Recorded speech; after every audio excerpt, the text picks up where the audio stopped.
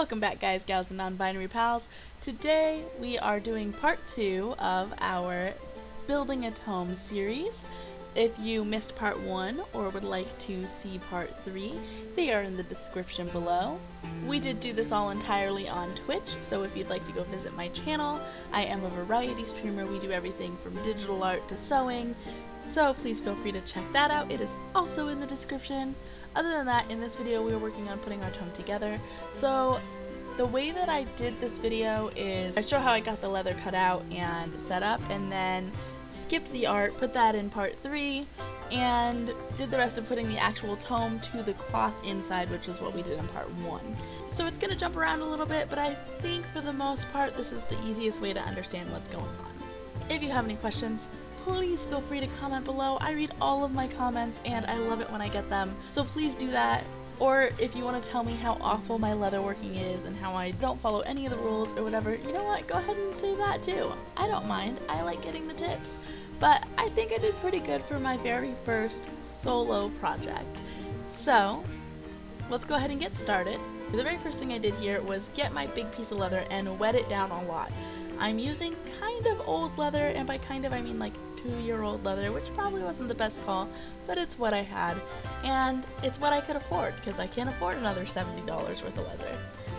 Anyway, so I went ahead and measured all of the leather out to about 3 inches outside of the cloth part. I want to have the leather kind of fold in for a more interesting finished look, so I needed to have that extra space. I did cut all of this out with an X-Acto knife. It was not a good X-Acto knife, so it took me a long time, and I did not record that because I didn't think it would be fun to record, and because, frankly, I would have bumped my camera about 1 billion times. So instead, here, this is the cut out piece of leather. After I cut it out, I wet it all down again. I'm going to be wetting this leather down a lot because, frankly, it needed to hydrate. You also need to hydrate. Get some water. Now. Anyway, so after I wet it down yet again, I went ahead and measured out the cloth piece on top of the leather itself, because where the art on this leather was going to be depended very much on where the cloth of the tome was going to be. So I measured everything out, and then I measured out the flap and made sure that all of that was as even as possible, and then cut that out also with an X-Acto knife. And as you can see, this was about the whole process of cutting the whole time. It went not well. I actually eventually gave up and moved on to scissors later on in the process, which I'm sure some leather god is going to be very mad at me for, but I'll deal with him when I get there. Or her, you know, you never know, or them. So after I did that, I went ahead and measured where the binding of the tome would be, basically where the 3-ring part of the cloth piece is, so that I could separate it into 2 different pictures. After I got that separated, I gave myself about 1/2 inch of a border for each of those pictures. Then I measured out how much space I had to draw the pictures themselves. After doing all of this, I went ahead and marked that seam space on a piece of drawing paper and drew my sketches out separately off of the leather because I didn't want a bunch of mistakes showing up on the leather itself. Those drawings will be up on my Patreon as soon as I get my scanner working, but in the meantime, like I said, doing the art part of this project will actually be on the next video, so feel free to check that out. But in the meantime, let's move forward. This is gonna be so weird to say. If you watched my last video, you saw that the parts making the flaps stay hard were actually cut out binder flaps. I went ahead and did a similar process here. We have a slightly different binder, so I had to pull out the binder rings for this, which was basically just some pliers and a lot of pressure. But after I did that, I went ahead and glued the hard flap here to the leather so that this would be extra hard as well. Since I'm attaching the cloth on top of this, it's not going to be visible, so it doesn't really matter. Something that I did realize a little bit later after I did this was that the plastic parts were slightly off center from the art underneath, even though I measured it 1 million times. So I did redo them. I had to like peel the plastic off, which is thankfully a lot easier than I thought it was going to be. But again, it's not that big a deal. I sewed fabric over top of it, so they're not really going to have any place to go if they do separate now. After I did all of that, I moved on to finishing the only part of the inside of the leather that would be seen. I'm still debating adding cloth or leather or something to this part later, and I very well might, but I'm not worried about it right now. Right now this looks pretty good, but this was a lot of effort. I ended up using rosaline, and I don't think that was the right thing to use, so I also used just wax later on, like beeswax. But this was a lot of just back and forth, not as fast as you see in the video because I did speed everything up here, but it was just a lot of back and forth motions like that, just forever. After I finished working the flap, I did a similar thing to the sides. I took that wax and I just rubbed it down, and then rubbed it down with a wooden burnisher is what they're called. I don't have a beveling tool, which, if I remember correctly, is what it's called, that cuts down the sides of your leather to a rounded end so it's easier to do the burnishing, but it's fine. It came out pretty good. The biggest trouble I had was on that flap, and the leather on that part was a little wrinkly because, like I said, I was using old leather and the best thing that I had, so it didn't exactly measure up perfectly. This process alone took me about 2 hours, and then I ended up going over and redoing it all a second time. And the second time it took less time, but it still took a while. And I did go around and like clean up with the scissors and things like that as I was doing this to make sure everything was exactly perfect, because at this point the next step I'm going to be doing is attaching the leather to the cloth. So I wanted to really make sure that there was no more mistakes on this. Like I said, after I got all that finished, I went ahead and did a second run around. Leatherworking is definitely not for the impatient. Speaking of which, this whole project did take me about 60 to maybe even 80 hours. So don't think that this kind of a project is going to be done in a day. But it's so worth it if you keep moving forward. I took a lot of breaks too, because let me tell you, this kind of thing can be really exhausting. You want to see the finished piece and you're really excited for it, but at the same time it's a lot of work and it's a lot of back and forth motions. It's not great on your arms, your elbows, your shoulders, but I don't know, to me it came out to where it was worth it, and now I have a great piece for my D&D character. And yes, I did put all this work in for my D&D character. It's fine. And I guess I actually went around this a third time. I don't remember doing that, but, well, here's the proof. Like I said, after I did go ahead and do all of the side pieces, I did work through with the wax itself on the flap. And it did give it a little bit more of a sheen, which I liked. And then I went through and re-glued that flap onto the leather because, like I said, it was not quite on the right spot, which I can't believe I did because you can see the indentations there. Anyway, it worked out, we glued it, we got it marked, and then I went and measured 1,000,000 times to make sure the fabric was in the right spot everywhere. So I had it all laid out and measured each individual corner, and then glued with fabric glue the fabric to the leather. And I did this all the way around. This is where it gets a little weird to describe again, because I did the fastener holes to where I would be able to fold the leather over and the fasteners would be there then. So the bottoms of the fasteners are actually on the inside of the tome, even though that's not where we want them. While I was working on this part, I did kind of regret my decision to not show those bottoms because they just look so pretty on that leather with that color, but it's okay. All in all, it came out pretty good. This process of hammering all the fasteners to the leather like this took me a lot longer than it looks like it did in the video, because I measured and remeasured and measured and remeasured, and then when I was finished with one side I had to go to the other side and measure it and try to make it as even and perfect on that side, and then also made sure that it was the exact height from the bottom of the leather to the inside where I actually put the fastener. It was a lot of math, and boy am I not good at that. Anyway, after I did all of that, I went ahead and did it on the other side too. I had less trouble the further I went along because I had more experience, which tends to be the case, but I did notice that I made a few of them a little uneven, but it's okay.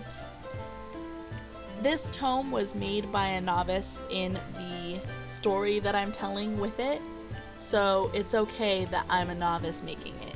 And that's what I kept telling myself every single time I made a mistake. I did also get some of these hammered in unevenly, so you'll see every once in a while I'll pick up some pliers and try to kind of wiggle the fasteners around a little bit. That worked, kind of. It did also leave little plier marks on my leather, so it wasn't super worth it, but it's fine. My favorite part of this part of the video is watching the dice and the pincushion move around on the table as I hammer this, especially because I sped it up. I would have taken this part out because you can barely see me working, except that was so satisfying to watch that I didn't mind. After that, I went and tried to do that same fabric glue the leather to the fabric thing while folding it down, and it worked kind of for the second time I tried it. Was that a cat?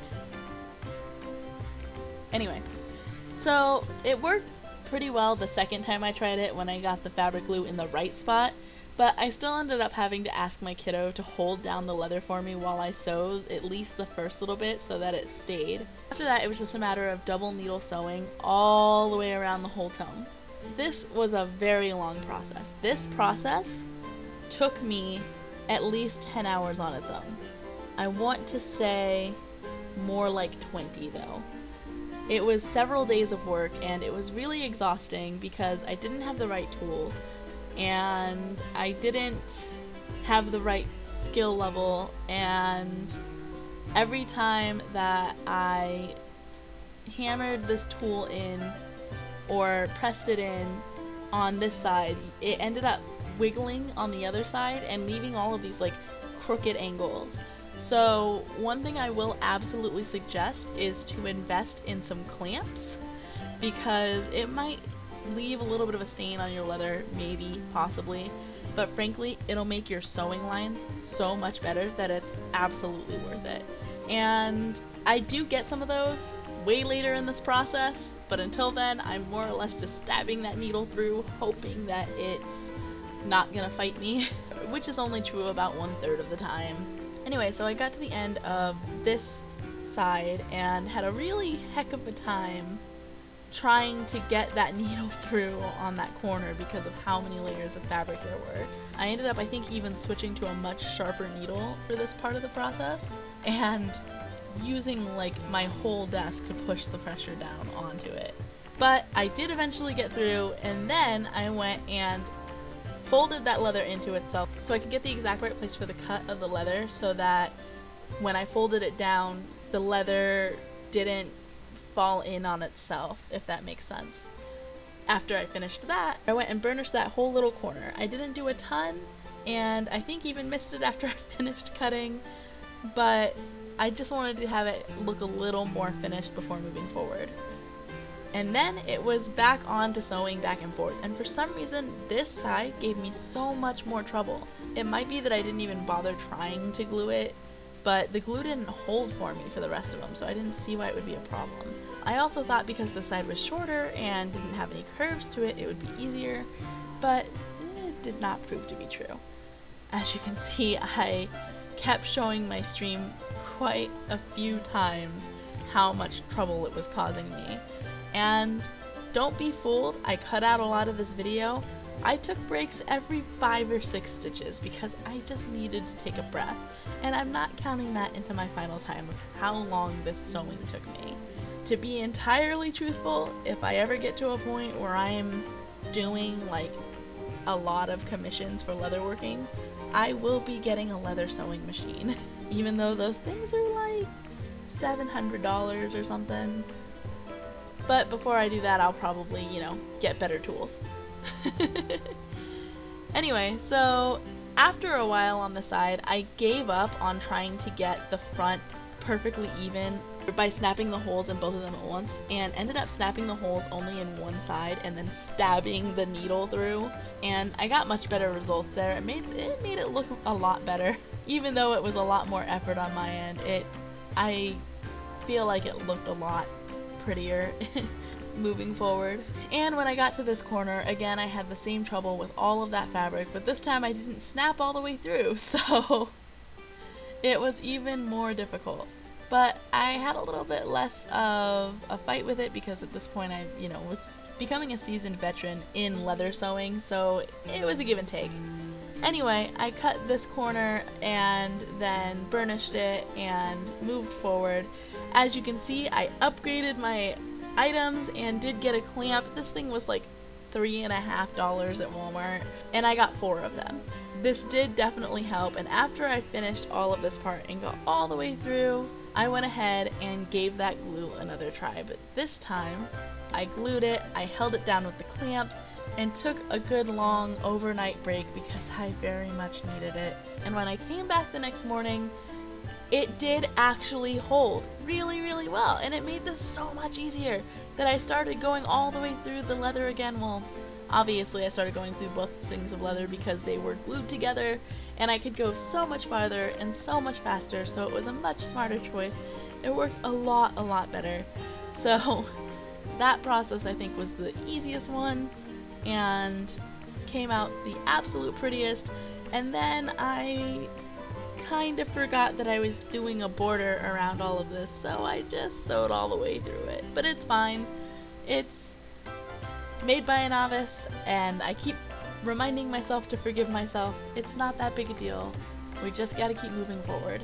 And that's the thing, when you're learning a new craft, when you're getting better at a new craft, you really have to just let yourself get better and not get mad at the end result. It's really hard to do that with something as expensive as leather and something this big and something that has taken me this long to do, but you just gotta do it. You just gotta give yourself that. Anyway, so we moved on to like hour 500,000 of this sewing, and this leather project took me about a week altogether to finish, but I swear it felt like years. I felt like that week was the longest week of my life, and we're in 2020, so like every week kind of feels that way, but this week felt the most like that. It felt like a week full of Mondays.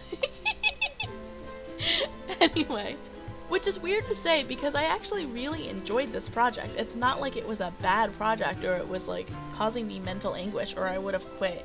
It was just so tedious and there was so much to it and there was so much more to be done even after I did so much. So it was a big task, and I mean this video right now is like 20 minutes long and most of it has been this sewing, and this video is sped up like 35 times. There are some points when it's slower, but for the most part it's sped up like 35 times. So it is a very long project. I need to stress that to you because if you are going to get worn out easy, this is probably not a good project for you. Do not let the speed at which I am doing this encourage you to think that this is a short project. Anyway, so we finished the sewing, and now I'm moving on to adding the top snaps to the fabric part of the flaps.